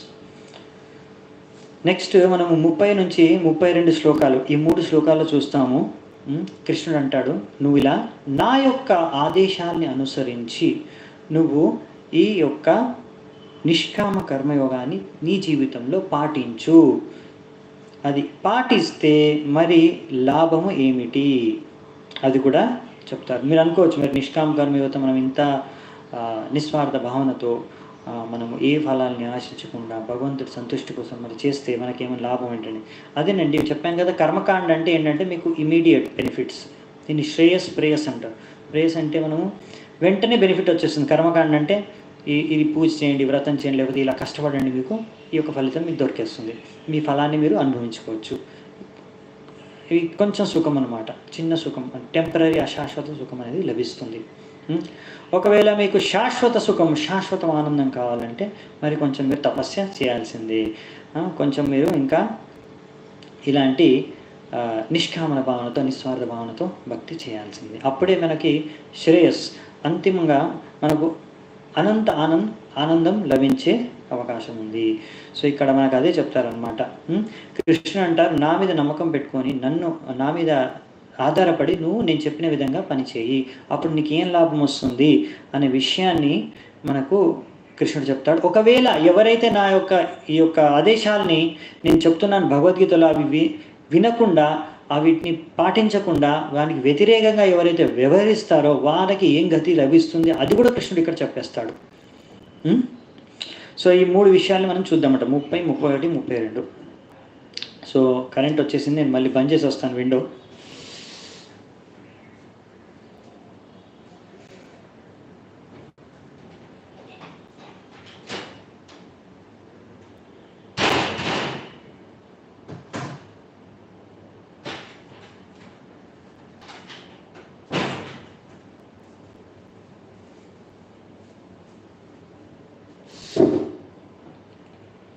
Hare Krishna. So 30వ శ్లోకం చూద్దామండి. ఇది కూడా మంచి శ్లోకము, ఇంపార్టెంట్ ఒక విధంగా చెప్పాలంటే.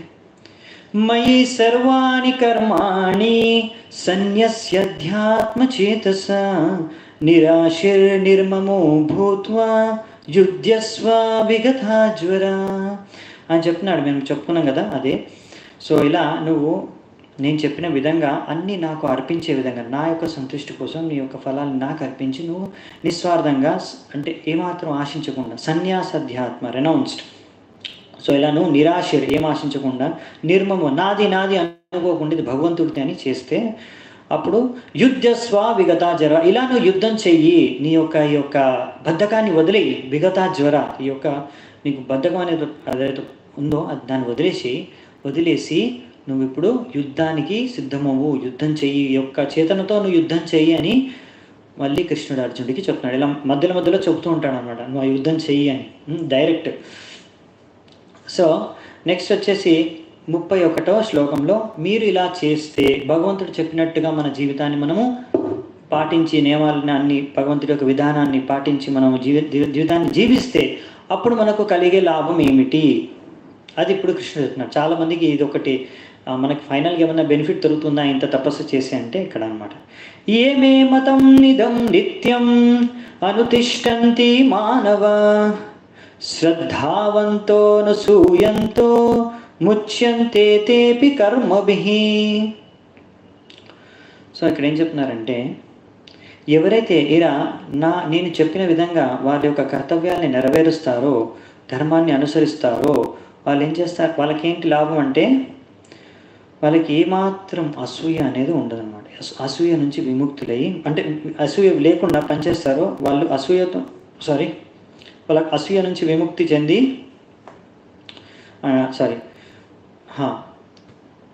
ఇక్కడ చెప్పేది ఏంటంటే భగవంతుడి యొక్క విషయాల్ని పాటించి, అంటే శ్రద్ధతో అసూయ పడకుండా, అప్పుడు మనము ఈ యొక్క భౌతిక బంధనాల నుంచి ముక్తి లభిస్తుంది. అంటే జన్మ మృత్యు జరావ్యాధి ఈ యొక్క బంధనము, ఈ యొక్క చక్రం నుంచి మనకు ముక్తి లభిస్తుంది. మనం భగవద్ధామానికి చేరుకుంటాము. అది మళ్ళీ కూడా చెప్తారు ఒకసారి. సో 32లో ఒకవేళ ఎవరైతే వినరో వారి గతి ఏంటి, భగవంతుడి యొక్క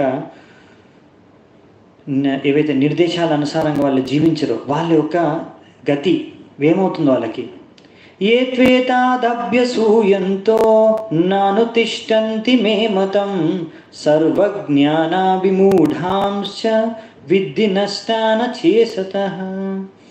సో ఇక్కడ ఏం చెప్తున్నారంటే, ఇలాంటి వారు ఎవరైతే నేను చెప్పేది వినిపించుకోకుండా దాన్ని వ్యతిరేకంగా వ్యవహరిస్తారో, మరియు వాళ్ళని అసూయతో, అంటే నేను కృష్ణుడికి ఎందుకు నేను వినాలి అని చెప్పింది నేను ఎందుకు నేను విన్ను, నా ఇష్టం వచ్చినట్టు నేను చేస్తాను అనుకొని చేశారనుకోండి, అప్పుడు వీళ్ళు ఎంత కష్టపడి ఏది సాధించాలనుకున్నా ఫైనల్గా వాళ్ళు మొత్తం నాశనానికే, వాళ్ళ యొక్క కార్యాలన్నీ నాశనానికే దారితీస్తాయి. ఫైనల్గా వాళ్ళకంతా దొరికేది ఏంటి లేదు, మొత్తం నాశనం అవుతుంది. వాళ్ళు ఏదో సాధించాలని ఏదో చేయాలని చేస్తుంటారు, లాస్ట్కి వచ్చే రిజల్ట్ మాత్రం వాళ్ళకి వచ్చేది మొత్తం వేస్ట్, పనికి రాకుండా పోతుంది వాళ్ళ యొక్క కష్టం అని ఇక్కడ కృష్ణుడు చెబుతున్నాడు. ఇప్పుడు లాస్ట్ ఒక సెక్షన్ ఉందండి, ఇది చాలా ఇంపార్టెంట్. ఈ లాస్ట్ 3 శ్లోకాలు అయితే ఉన్నాయి, 33, 34, 35. ఇందులో కృష్ణుడు చెప్తాను అనమాట, మీరు మీ యొక్క స్వభావానుసారంగా మీరు యొక్క ధర్మాల్ని కర్తవ్యాల్ని వ్యవహరించాలి. ఎందుకంటే ఇప్పుడు ఇది ఒక ఉద్దేశంతో చెప్తున్నాడు. అర్జునుడు చెప్పాడు కదా, ఈ యుద్ధం చేసి ఇంతమందిని చంపడం కన్నా మన వాళ్ళని నేను వెళ్ళి భిక్షం ఎత్తుకుంటాను అని చెప్పాడు కదా స్టార్టింగ్లో. అది భిక్షం అనేది ఎవరు ఎత్తుకుంటారండి, భిక్షాటన ఎవరు చేస్తారు, బ్రహ్మచారులు, సన్యాసులు అనమాట. ఎందుకు చేస్తారంటే వారెప్పుడు ఇప్పుడు బ్రహ్మచారులు ఉన్నప్పుడు ఏంటంటే వాళ్ళు వెళ్ళి కొద్ది గంట సేపు 2 గంటలు భిక్షాటన చేసి వస్తారు. వాళ్ళకి కావాల్సిన పదార్థాలని తీసుకొని గురువుకి ఇస్తారు. తర్వాత మిగతా సమయం అంతా వాళ్ళు చదువుకుంటారు, అధ్యయనం చేస్తారు, శాస్త్రాలు చదువుకుంటారు. ఇంకా వాళ్ళకి ఎన్నో శిక్షణ ఏవైతే గురుకులంలో దొరుకుతుందో అవి గురువు దగ్గర పొందుతారనమాట మిగతా సమయం అంతా. అంటే అది మెయిన్. ఇంకొకటి సన్యాసులు వాళ్ళు ఏం చేస్తారంటే, వాళ్ళు ఎందుకు భిక్షాటనకు వెళ్ళేవారంటే, వాళ్ళు అలా వెళ్ళి ఆ యొక్క గృహస్థుని వాళ్ళ ఇంట్లో వాళ్ళు భిక్షాటనకు వెళ్ళినప్పుడు అక్కడ వాళ్ళకి భిక్ష అనేది దొరుకుతుంది. ఇంకోటి ఏంటంటే అక్కడ గృహస్థులు వాళ్ళకి జ్ఞానోదయాన్ని చేస్తారన్నమాట. ఈ యొక్క భక్తి గురించి, భగవంతుడి శిక్షల గురించి వాళ్ళకి చెప్తారనమాట. ఇలా కొన్ని ఇళ్ళల్లోకి వెళ్ళి వాళ్ళు చెప్తారు. ఇంకా వారు వాళ్ళ జీవన విధానానికి, వాళ్ళు జీవించడానికి వేరే పని చేయరనమాట. ఎందుకంటే వాళ్ళు ఈ యొక్క ముఖ్యమైన కార్యాన్ని చేస్తున్నారు కాబట్టి, ఈ యొక్క జస్ట్ మనం ఒక బాడీ మెయింటైన్ మన శరీరం మెయింటైన్ చేసుకోవడానికి ఏది కావాలో అది వాళ్ళకి భిక్షాటనలో దొరికిపోతుంది కనుక ఇంకా వాళ్ళు మెయిన్ ఒక భగవంతుడి యొక్క కార్యాన్ని చేస్తూ ఉంటారనమాట. అది కానీ దీన్ని తప్పుగా అర్థం చేసుకొని చాలామంది అదే ఒక ప్రొఫెషన్గా చేసుకొని, కొంతమంది బిచ్చగాళ్ళు వాళ్ళు బిచ్చమెత్తుకుంటూ ఉంటారు అనమాట. వాళ్ళు పనిచేయరు, ఇంకా వాళ్ళు చెప్పినా పనిచేయరు. ఎందుకంటే వాళ్ళు ఈ భిక్షాటన ద్వారా వాళ్ళకి ఎంతో జీవనం గడుస్తుంది లాభదాయకంగానే. సో చాలామంది కూడా ఏమనుకుంటారు, వీళ్ళు ఎవరైతే భిక్ష అడుక్కునే వాళ్ళు ఉంటారో, ఓకే వీళ్ళు ఏం లేని వాళ్ళు పేదవాళ్ళు కాబట్టి ఇచ్చేస్తూ ఉంటారు అన్నమాట. కానీ అసలు ఇది కాదు మన యొక్క శాస్త్రంలో చెప్పింది, ఎవరు భిక్షాటన చేయాలి దీనికోసం అనేది. సో మనం ఇప్పుడు నెక్స్ట్ అదే చూద్దాం అన్నమాట. సో అందుకే ఇక్కడ కృష్ణుడు అర్జునుడు చెప్తాడనమాట, నీ యొక్క స్వభావం క్షత్రియుడివి, నువ్వు క్షత్రియ యొక్క స్వభావం అనుసారంగా నువ్వు యుద్ధం చేయాలి, అంతేకాని నీ స్వభావానికి విరుద్ధంగా నువ్వు వ్యవహరించకూడదు. మన ఆచార్యులు చెప్తారు, ఒకవేళ అర్జునుడు అంటున్నాడు నేను భిక్షాటనకు వెళ్తాను, ఒక భిక్షాటనకు వెళ్ళాడు అంటే క్షత్రియుడు అంటే వాళ్ళకి చాలా రజోగుణం అనేది ఉంటుందన్నమాట. సో ఒకవేళ ఆయన అన్నాడు, ఏ పో నేను ఇవ్వను నీకు, ఏం భిక్ష ఇవ్వను, ఏం లేదు పో అని వెళ్ళిపో అని తిట్టేశారనుకోండి, అప్పుడు ఆయన కోపం వచ్చేస్తుంది అన్నమాట. నువ్వు అక్కడ కూడా నీ యొక్క కత్తిని తీసి వాళ్ళని అటాక్ చేస్తున్నావు, ఎందుకంటే నీ స్వభావం అలాంటిది. కాబట్టి నువ్వు స్వభావాన్ని నువ్వు చంపుకోలేవు, దాచుకోలేవు, దానికి విరుద్ధంగా నువ్వు ఇలా వ్యవహరించలేవు. ఇలా అప్పుడప్పుడు మనం అలా అర్జునుడిలాగా ఫీలింగ్స్ రావచ్చు ఒక్కొక్కరికి. వాళ్ళ యొక్క కర్తవ్యాలు, అరే నేను ఏం చేస్తున్నాను, ఇది ఇంకా అది చేస్తే మేలేమో, వేరే వాళ్ళని చూసి వాళ్ళు చాలా బాగున్నారు, వాళ్ళ యొక్క డ్యూటీ, వాళ్ళ యొక్క కర్తవ్యం చాలా బాగుంది, అలా చేస్తే బాగుంటుందేమో అనుకోవచ్చు. కానీ అది మన నేచర్కి, మన స్వభావానికి ఒకవేళ అది సూట్ అవ్వలేదనుకోండి, అప్పుడు చాలా కష్టం అన్నమాట. అది మనం చాలాసేపటి వరకు చేయలేము. కొద్దిసేపటి తర్వాత మనం అనుకుంటాం మనం ముందు మన స్వభావం ప్రకారమే చేద్దామని, మళ్ళీ తిరిగి మన స్వభావం ఎలా ఉందో అలాగే వ్యవహరిస్తామన్నమాట. అందుకనే మనం వేరే వాళ్ళని అనవసరంగా ఇమిటేట్ చేయకూడదు అని ఇక్కడ మనకి కృష్ణుడు చెప్తున్నాడు అనమాట. ఇది మెయిన్ సారము. ఇప్పుడు మనం శ్లోకాలు చూసుకుందామంట 33వ శ్లోకం నుంచి. ఎందుకంటే ఇక్కడ ఈ యొక్క ప్రతి ఒక్క మనిషికి ఒక రకమైన స్వభావం అనేది ఎన్నో జన్మల నుంచి వస్తుంది. మేము చెప్తున్నాం కదా, ఎప్పుడైతే శరీరం అంటే చనిపోయినప్పుడు శరీరాన్ని వదిలేసి ఆత్మ ఇంకో శరీరాన్ని ప్రాప్తిస్తుంది, కానీ ఆ ఆత్మతో పాటు సూక్ష్మ శరీరం కూడా ఆత్మతో పాటే పోతుంది. ఆ సూక్ష్మ శరీరంలో మనస్సు, బుద్ధి, అహంకారం అనేవి ఉంటాయి కనుక అవి ఎలా ఎన్నో జన్మల నుంచి అవి అప్డేట్ అవుతూ వస్తుంటాయి అన్నమాట. సో చేంజ్ అవుతూ ఉంటాయి. ఇప్పుడు అది ఎలా ఉంది, అది ఎన్ని జన్మల నుంచి ఏ రకాల అనుభవాలతో అది ఎలా వాళ్ళ మనస్సు అనేది, వాళ్ళ తెలివి, బుద్ధి అనేది, వాళ్ళ యొక్క అహంకారం అనేది ఉన్నది మనకు తెలియదు అన్నమాట. అందుకే అవి చాలా జన్మల నుంచి ఉన్నాయి కాబట్టి అవి వెంటనే చేంజ్ చేయడం అనేది చాలా కష్టం. అందుకనే మనము మన స్వభావానుసారంగా పనిచేసుకోవాలని ఇక్కడ కృష్ణుడు చెబుతున్నాడు అన్నమాట. 33 చూద్దాము. ఇందులో ఒక ట్విస్ట్ ఉంది, అది నేను లాస్ట్కి చెప్తాను, అది లాస్ట్లో వస్తుంది కనుక. సదృశం చేష్టతే స్వస్య ప్రకృతిర్జ్ఞానవానపి ప్రకృతిం యాంతి భూతాని నిగ్రహ కిం కరిష్యతి. సో ఇక్కడ చెప్తున్నారు, ఎంత జ్ఞానవంతుడైనా సరే, ఎంత బుద్ధి ఉన్నా సరే, ఎంత తెలివి ఉన్నా సరే, ఎన్ని శాస్త్రాలు చదివినా సరే, ప్రతి ఒక్కరూ ఆయన ఒక స్వభావానుసారంగానే ఆయన వ్యవహరిస్తాడు.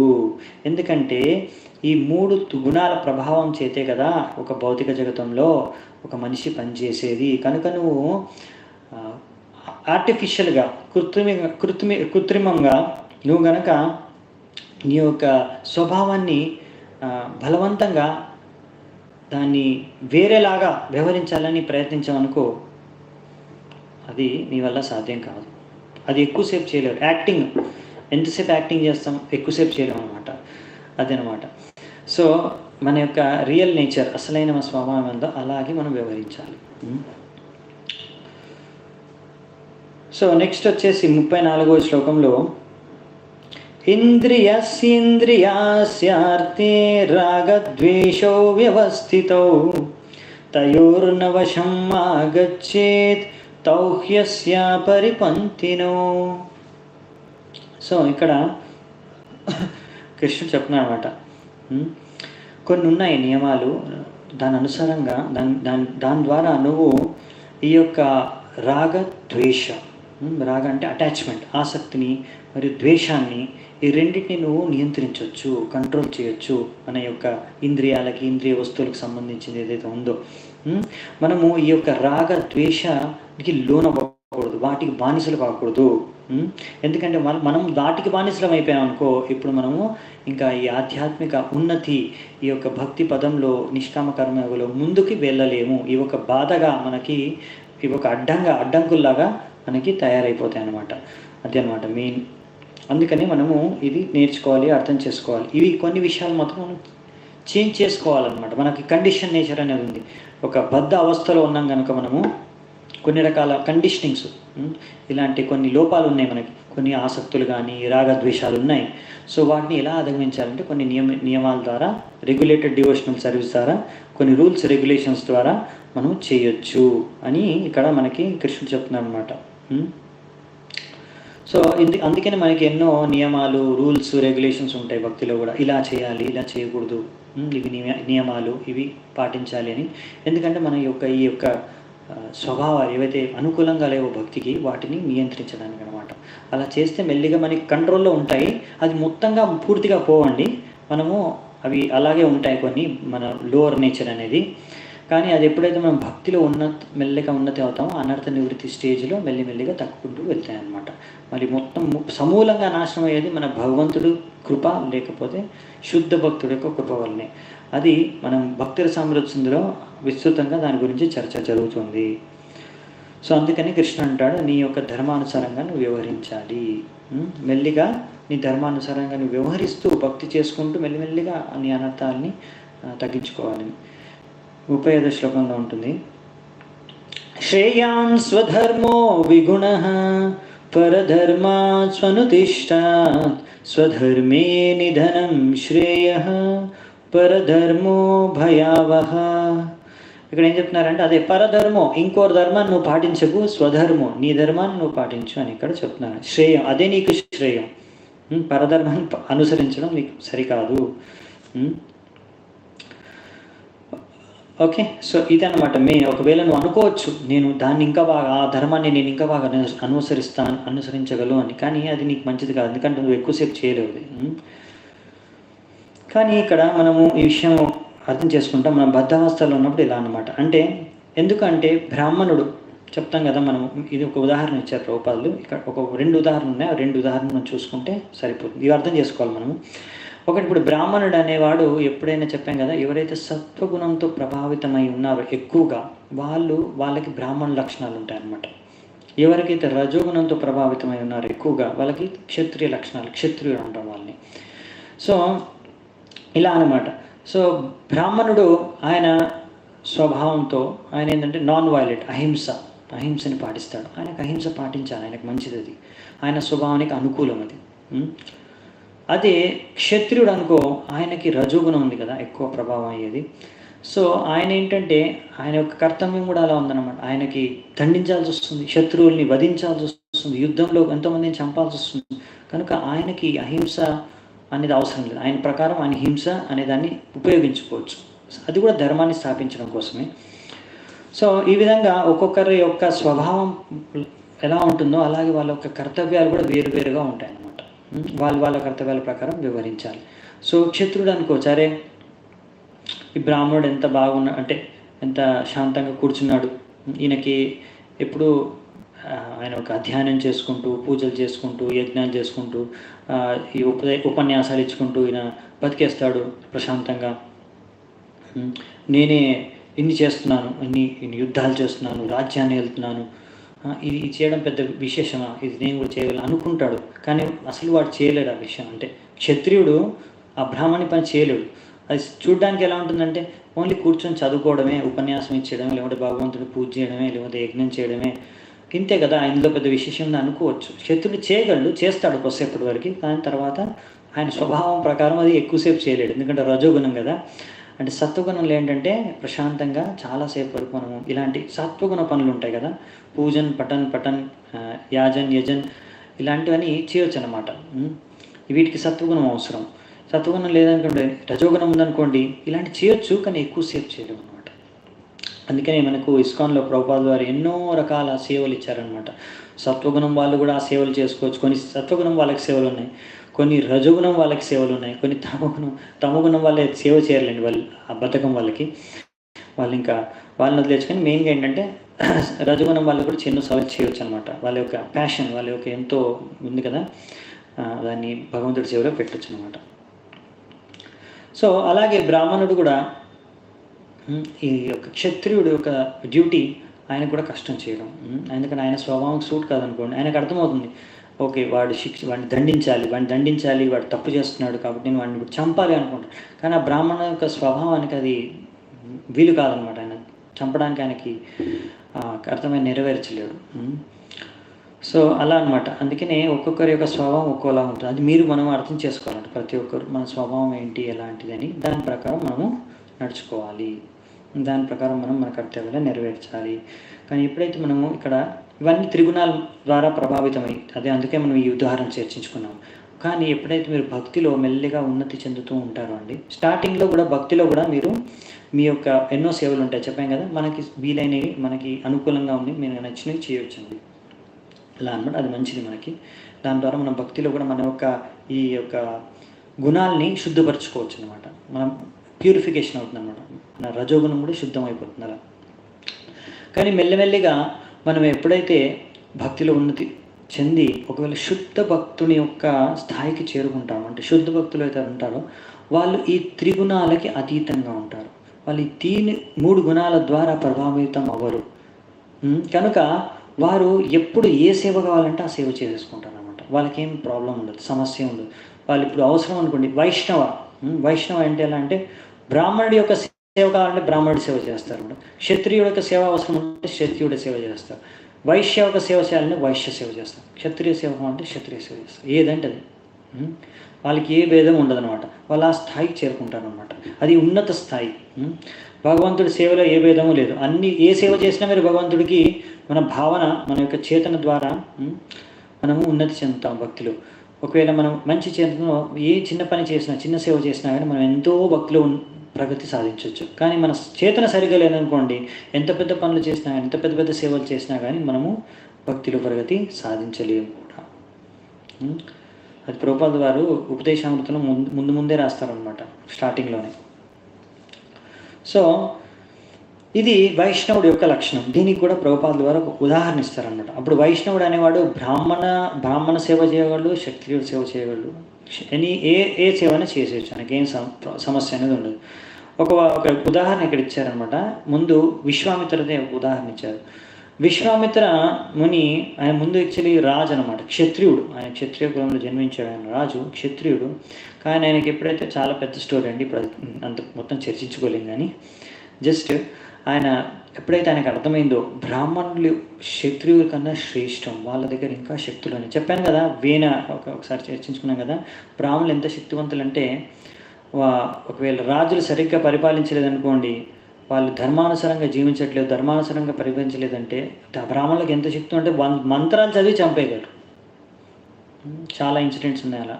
మనకి వేనరాజుని, ఎందుకంటే ఆయన అనాస్తికుడు, ఇంకా అత్యాచారాలు చేస్తుంటే అందరిపైన ఆయన్ని మంత్రాలు చదివేసి చంపేశారండి. బ్రాహ్మణుడు చాలా శక్తి అనేది ఉంటుంది. దానివల్ల శాపం ద్వారా వాళ్ళు ఒక మంత్రాలు చదివేసి శాపం ఇచ్చేస్తే ఎంత పెద్ద క్షత్రియుడైనా చనిపోవచ్చు అన్నమాట.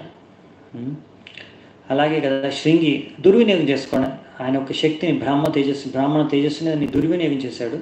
అనవసరంగా పరీక్షిత్ మహారాజుకి శాపం ఇచ్చేశాడు శృంగి.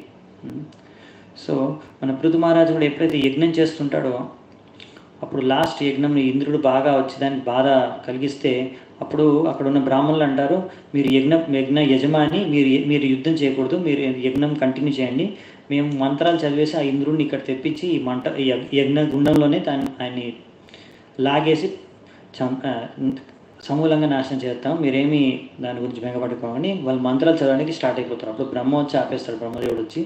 అది మనం తర్వాత చదువుకుంటాం భాగవతంలో. సో అంటే బ్రాహ్మణులకి ఎంతో శక్తి ఉంటుందన్నమాట. అది తెలుసుకొని విశ్వామిత్రుడు అనుకున్నారు, ఇంత శక్తివంతులు బ్రాహ్మణులు, నేను బ్రాహ్మణుని అవుతా అనేసి చాలా కష్టపడి ఎంతో తపస్సు చేసి ఎన్నోసార్లు విఫలమయ్యి మళ్ళీ తపస్సు చేసి సంవత్సరాలు వేల సంవత్సరాలు తపస్సు చేసి ఫైనల్గా బ్రాహ్మణుడు అవుతాడనమాట. సో దాని తర్వాత భగవాన్ రామచంద్రుడికి ఒక గురువు అయ్యే అధికారం దొరుకుతుంది. గురువు అవుతాడు. మరియు సీతారామ కళ్యాణం కూడా ఆయన చెప్పాలంటే ఆయన మాధ్యం ద్వారే జరుగుతుంది. అవునా, రాముడు సీతని కలవడం, జనక మహారాజు దగ్గరికి వెళ్ళడం. సో విశ్వామిత్రుడు అలా ఆ స్థాయికి చేరుకున్నాడు అనమాట. కష్టంగా తపస్సు చేసిన తర్వాత భగవంతుడు భక్తి చేసి భక్తుడు అవుతాడు. సో ఇలా వైష్ణవుడిగా ఎప్పుడైతే మారిపోయారో దాని తర్వాత అప్పుడు ఆయన క్షత్రియుడు కూడా బ్రాహ్మణుడి యొక్క స్వభావాన్ని అనుసరించి ఆయన కూడా బ్రాహ్మణులాగా వ్యవహరించగలిగాడు. అలాగే పరశురాముడు, ఆయన బ్రాహ్మణ కులంలో పుట్టిన, ఆఫ్కోర్స్ ఆయన శక్త్యావిషవతారం అనుకోండి, ఆయన కూడా బ్రాహ్మణ కులంలో పుట్టినా కానీ పరశురాముడు కూడా ఈ 3 గుణాలకు అతీతం, మెయిన్ అదే. అలాంటి వాళ్ళు ఎవరైనా సరే ఆయన క్షత్రియుడిలాగా కూడా పనిచేశాడు. ఎప్పుడైతే క్షత్రియులు వారు ఎలాగైతే ధర్మాన్ని అనుసరించటం లేదో, బ్రాహ్మణుని ఆదరించడం లేదో, బ్రాహ్మణునికి వ్యతిరేకంగా వ్యవహరించారో, అప్పుడు ఆయన 21 తరాల క్షత్రియుల్ని హతమార్చేశాడు. ఒక్క పరశురాముడే. సో ఇలాగా వాళ్ళకి చేయడం సంభవం, ఎందుకంటే వాళ్ళ స్టేజ్కి చేరుకున్నారు. సామాన్య మనుషులకి, బద్ధజీవులకి ఇది సంభవం కాదు. సామాన్య మనుషులు, బద్ధజీవులు వాళ్ళ స్వభావానుసారంగా భక్తిని చేసుకోవాలి, సేవలు చేసుకోవాలి, కర్తవ్యాలు నెరవేర్చుకోవాలి. మెల్లిమెల్లిగా మెల్లిమెల్లిగా నేను చెప్పాను కదా, ఇది ఎన్నో జన్మల నుంచి మనకు ఒక స్వభావం అనేది ఏర్పడిందండి. అది ఒక్క రోజులో చేంజ్ అవ్వదు. మీరు అనుకోకూడదు, అరే వీడు భక్తిలోకి వచ్చాక కూడా ఆయన ఒక స్వభావం చేంజ్ అవ్వట్లేదు ఏంటని. టైం పడుతుంది, చాలా టైం పడుతుంది.